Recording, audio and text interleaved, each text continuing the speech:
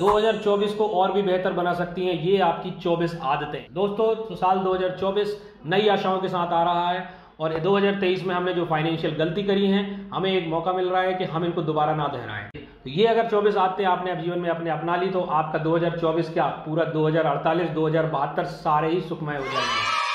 तो पहली अच्छी आदत है अपने फाइनेंशियल गोल्स को स्पेसिफाई करिए और उनको फिक्स करिए। आपकी जो भी इन्वेस्टमेंट हैं, आपके जो फाइनेंशियल गोल्स हैं, घर को लेकर, सेहत को लेकर, शिक्षा को लेकर या फिर अपने आप को डेवलपमेंट करने को लेकर, वो आपको फाइनेंशियल गोल को आपको एक लक्ष्य बनाना होगा कि भाई ये मुझे लक्ष्य पूरा करना है और 2024 में मुझे ये स्टेप्स फॉलो करनी है और उनको टारगेट करके आप कोई भी काम करिए। अपने लक्ष्य से भटकने का पूरा ऐसा नियोजन करिए कि आप अपने लक्ष्य से भटक ना पाएं। दूसरी अच्छी आदत है बजट बनाएं और पालन करें। आपका जो भी साल भर का बजट है आप एक बार बना लीजिए और उसमें गैर जरूरी बजट को डिफरेंशिएट करें और उसका स्ट्रिक्टली पालन करें। तीसरी बहुत इंपॉर्टेंट आदत है कि फ्यूचर के लिए सेविंग्स। दोस्तों तो जो भी आपकी मंथली इनकम है उससे एटलीस्ट 20% आपको हमेशा सेविंग करके चलना चाहिए। जो भी आपकी मंथली इनकम है उसका कम से कम 3 to 6 टाइम्स इमरजेंसी फंड के रूप में एफडी या कोई सुरक्षित स्थान पर जो भी कैश रख रहे हैं आप हमेशा आपके पास रेडिली अवेलेबल होना चाहिए। तो चौथी अच्छी आदत है हायर इंटरेस्ट रेट का बेनिफिट लेना।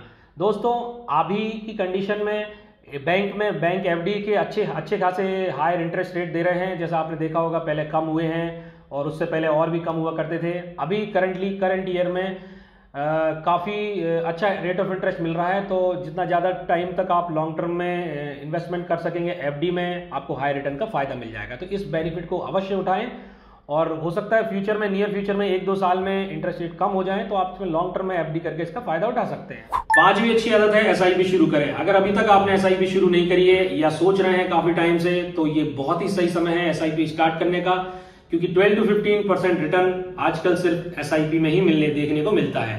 तो एसआईपी नहीं करी है, वैसे भी अगर आप स्टार्ट कर रहे हैं तो ऑलरेडी बहुत लेट हो गए हैं, लेकिन और लेट ना हो इसलिए इमीडिएटली एसआईपी करिए। एसआईपी में आप टैक्स सेविंग फंड्स में इन्वेस्ट कर सकते हैं, डेट फंड्स में इन्वेस्ट कर सकते हैं, अपनी नीड्स के अनुसार फाइनेंशियल एडवाइजर से कंसल्ट करके आप इन्वेस्ट कर सकते हैं। छठवीं सबसे अच्छी आदत है जो आपको 2024 में फॉलो करनी है वो है कि रिटायरमेंट प्लानिंग अवश्य करके रखें। आपको ऑन एन एवरेज अपनी एनुअल इनकम से 25 टाइम्स तक का फंड क्रिएट करना है, तो उसको टारगेट लेकर आज से ही इन्वेस्टमेंट अपनी चालू करिए। आपको एसआईपी करनी है, आपको रियल एस्टेट में इन्वेस्ट करना है, गोल्ड में इन्वेस्ट करना है, बट आपको टारगेट अपनी रिटायरमेंट प्लानिंग का करके चलना है और ये ही सही समय है जब आप उसको प्लान करें। अच्छी आदत है आप असेट बनाइए, हमेशा असेट्स पे फोकस करिए, लायबिलिटीज पे कम खर्चा करिए। अपने रियल एस्टेट में जो भी प्रॉपर्टीज है, गोल्ड है, बॉन्ड्स है, इनमें थोड़ा थोड़ा इन्वेस्ट करिए और फोकस करके रखिए कि आपको असेट्स पे ही इन्वेस्ट करने हैं। मेजॉरिटी ऑफ आपका जो फंड्स है, लाइबिलिटीज पे आपका जो एक्सपेंडिचर है उसको कम करना है, असेट्स पे आपको बढ़ाना है। तो ये आपको डिसिप्लिन वे में ध्यान रख के चलना है कि 2024 में और आने वाले सालों में ये अच्छी फाइनेंशियल हैबिट हमें हमेशा फॉलो करनी है। आठवीं अच्छी आदत है क्रेडिट स्कोर बनाए रखिए। आपको अपने क्रेडिट स्कोर पे बहुत फोकस करके रखना है। जो भी आपके लोन्स हैं उनको टाइम पर रिपे करिए। जिनका क्रेडिट स्कोर अच्छा रहता है उनको लोन ईजिली मिल जाता है और बहुत ही कम इंटरेस्ट रेट में मिल जाता है कंपेरेबल टू अदर पीपल। इसलिए आपको फ्यूचर में कभी भी लोन की जरूरत पड़ेगी तो क्रेडिट स्कोर मेंटेन करके रखना है, या आपको टारगेट बना के चलिए। 9th अच्छी हैबिट है timely payment of credit card bill. दोस्तों पुराने जमाने में कहावत है कि यदि आपको किसी से दुश्मनी निकालनी हो तो उसको क्रेडिट कार्ड दिला दो। तो इसी प्रकार से अगर आपसे किसी ने दुश्मनी निकाली हो या क्रेडिट कार्ड दे दिया हो तो इसको आप बिल्कुल भूल जाइए और अपना क्रेडिट कार्ड का bill tick two tick time पे भरते रहिए, वरना बहुत प्रॉब्लम हो जाने वाली है। सिविल खराब करने में क्रेडिट कार्ड का बहुत बड़ा हाथ होता है, इसलिए क्रेडिट कार्ड बिल का स्पेसिफिकली ध्यान रखिए। 10वीं अच्छी हैबिट है कि छोटे कर्जों से बचें। छोटे मोटे किसी भी प्रकार के कंज्यूमर लोन्स हैं उनको लेने से बचें। इनमें क्या है कि ब्याज का परसेंटेज ज़्यादा रहता है और ये एक प्रकार से आपका अननेसेसरी एक्सपेंस भी हो जाता है। तो पैसे का ना जाना भी एक प्रकार से आना होता है, इसलिए अननेसेसरी जाने वाले पैसे को बचाएं और छोटे मोटे लोनों से बचें। 11वीं अच्छी आदत है work on alternate source of income. दोस्तों जैसा आप देख रहे हैं कि डे बाय डे खर्चे बढ़ते जा रहे हैं और हमारी सैलरीज जो भी हमारी इनकम है वो बहुत कम पड़ रही है, हमारे खर्चों को कंपनसेट नहीं कर पा रही है। तो हमेशा आप अल्टरनेट सोर्स ऑफ इनकम पर फोकस करें कि इस साल आप रेजोल्यूशन लीजिए कि हम 1 या 2 जो भी हमसे बन पड़ेगा एक alternate source of income create करेंगे ताकि वो फ्यूचर में हमारे लिए एक असेट के रूप में हमारे फंड को एक्यूमुलेट कर पाए। 12वीं अच्छी हैबिट है कि बिल पेमेंट को ऑटोमेट करना।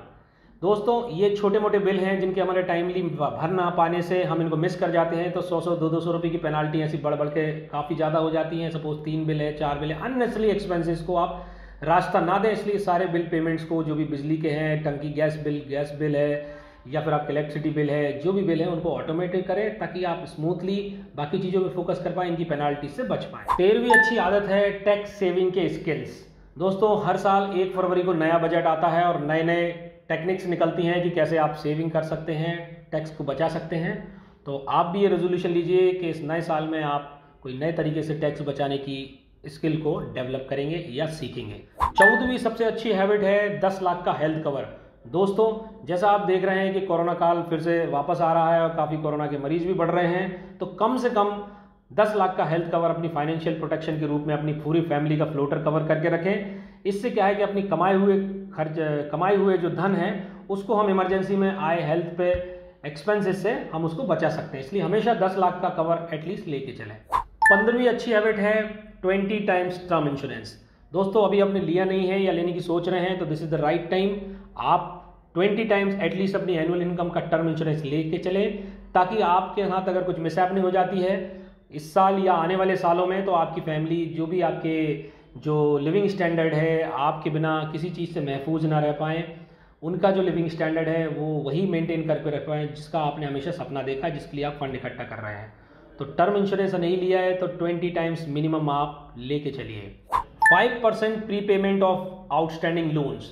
तो दोस्तों ये एक छोटी सी स्टेप है। आप टारगेट बनाइए कि इस साल कोशिश करिए आपके जो भी आउटस्टैंडिंग लोन्स हैं आप कम से कम 5% उसका प्री पे कर सकें, यानी आप उसको कर दिए। इससे क्या है कि जो लोन का टेन्योर है वो बहुत ही कम हो जाएगा टेन्योर आने वाले फ्यूचर में, और लोन आपको पटाने में बहुत ही फास्ट रिजल्ट देखने को मिलेंगे। ये छोटी सी स्टेप ना आपको लॉन्ग टर्म में काफ़ी अच्छे रिजल्ट देगी, तो इस चीज़ को जरूर ट्राई करिए। 5% नहीं तो कम से कम 2%, 3%, 1% जो भी आपसे बने लोन को जरूर प्री पे करिए। तो 17वीं अच्छी हैबिट है always think before the big expenses.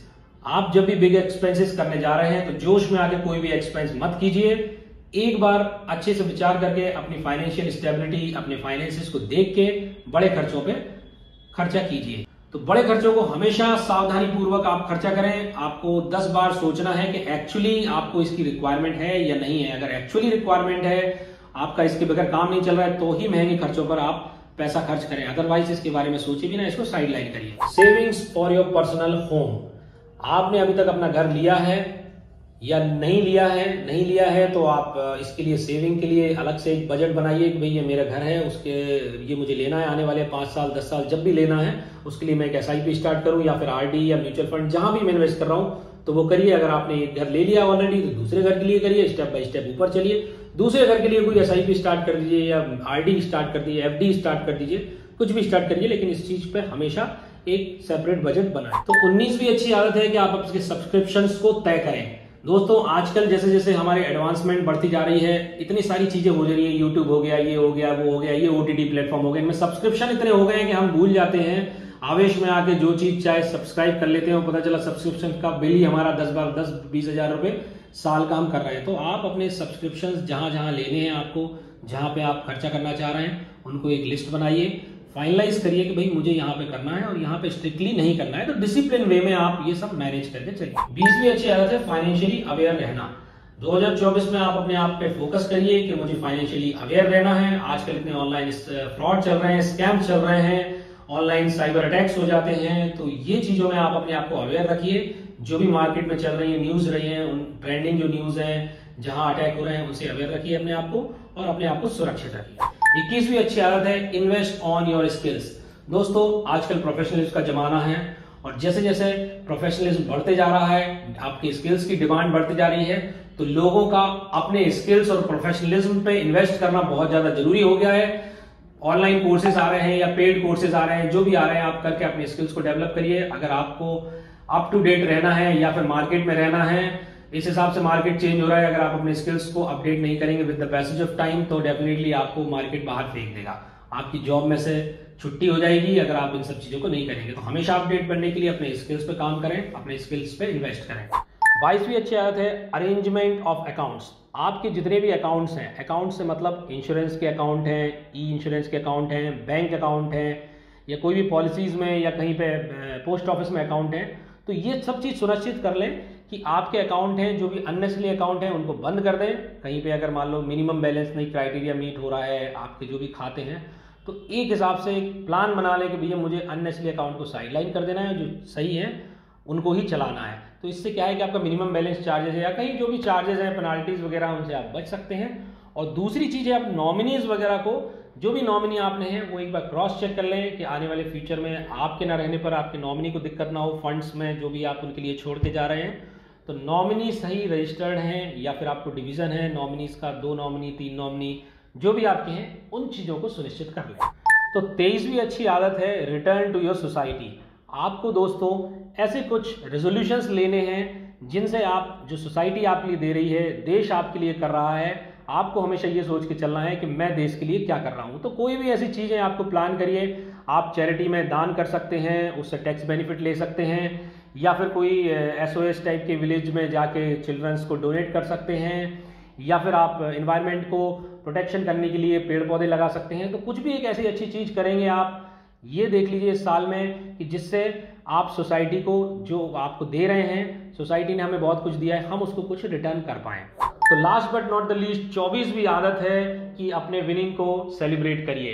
आप छोटी छोटी खुशियों को अगर आप सेलिब्रेट करेंगे तो आपके अंदर पॉजिटिव एनर्जीज का प्रवाह होगा और आप अपने आप में बहुत मोटिवेशन फील करेंगे। तो मोटिवेशन से आपके जो नेक्स्ट गोल है उसमें आपको बहुत ज़्यादा अच्छा लगेगा, आप नेक्स्ट गोल को अच्छी तरीके से अचीव कर पाएंगे। तो आप सेलिब्रेट अवश्य करें, जीत चाहे छोटी हो या बड़ी, लेकिन उसको उत्साह के साथ सेलिब्रेट अवश्य करें, ये आपके लिए बहुत ही फायदेमंद होगा।